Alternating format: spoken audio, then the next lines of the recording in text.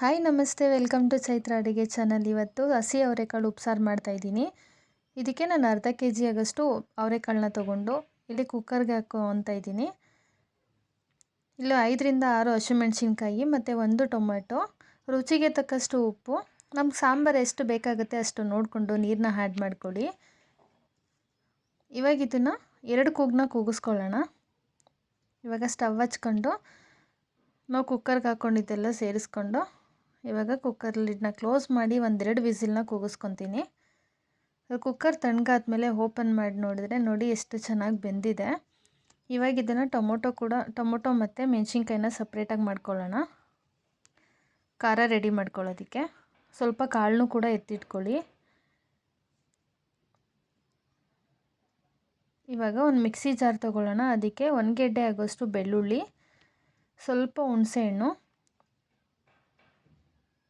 ಮತ್ತು ಬೇಯಿಸಿಟ್ಕೊಂಡಿರೋಂಥ ಹಸಿರು ಮೆಣಸಿನ್ಕಾಯಿ, 1 ಟೇಬಲ್ ಸ್ಪೂನ್ ಆಗೋಷ್ಟು ಜೀರಿಗೆ, ಅರ್ಧ ಟೇಬಲ್ ಸ್ಪೂನ್ ಆಗೋಷ್ಟು ಕಾಳು ಮೆಣಸು, ಸ್ವಲ್ಪ ಕೊತ್ತಂಬರಿ ಸೊಪ್ಪು, ರುಚಿಗೆ ತಕ್ಕಷ್ಟು ಉಪ್ಪನ್ನು ಹಾಕ್ಕೊಂಡ್ರೆ ಖಾರ ರೆಡಿಯಾಗಿರುತ್ತೆ.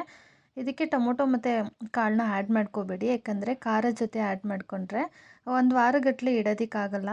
ಅದನ್ನು ಸಪ್ರೇಟಾಗಿ ರುಬ್ಕೊಂಡು ಸಾಂಬಾರಿಗೆ ಮಿಕ್ಸ್ ಮಾಡ್ಕೊಳ್ಳೋಣ. ನೋಡಿ, ಸಾಂಬಾರಿಗೆ ಮಿಕ್ಸ್ ಮಾಡಿಕೊಂಡು ಇದನ್ನು 1 ಕುದಿ ಬರ್ಸ್ಕೊಂಡ್ರೆ ಸಾಂಬಾರು ರೆಡಿಯಾಗುತ್ತೆ. ಈ ಕಡೆ ಪಲ್ಯ ಕೂಡ ರೆಡಿ ಮಾಡ್ಕೊಳ್ಳೋಣ. ಒಂದು ಪ್ಯಾನ್ನ ಇಟ್ಕೊಂಡು ಅದಕ್ಕೆ 2 ಟೇಬಲ್ ಸ್ಪೂನ್ ಆಗೋಷ್ಟು ಆಯಿಲು, ಸಾಸಿವೆ, ಜೀರಿಗೆ, ಕರಿಬೇವಿನ ಸೊಪ್ಪು ಮತ್ತು ಒಣಮೆಣ್ಸಿನ್ಕಾಯಿನ ಹಾಕ್ಕೊಂಡು ಫ್ರೈ ಮಾಡ್ಕೊಳ್ಳೋಣ.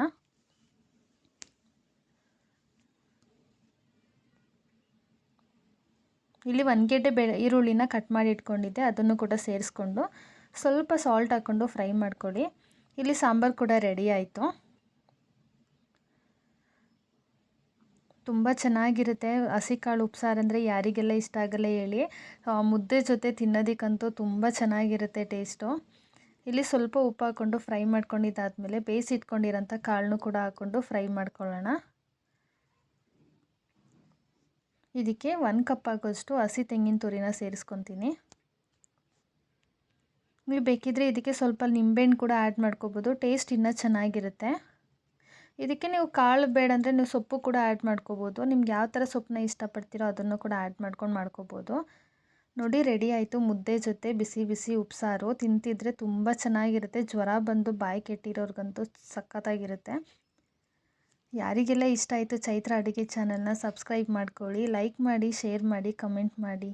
Thank you so much.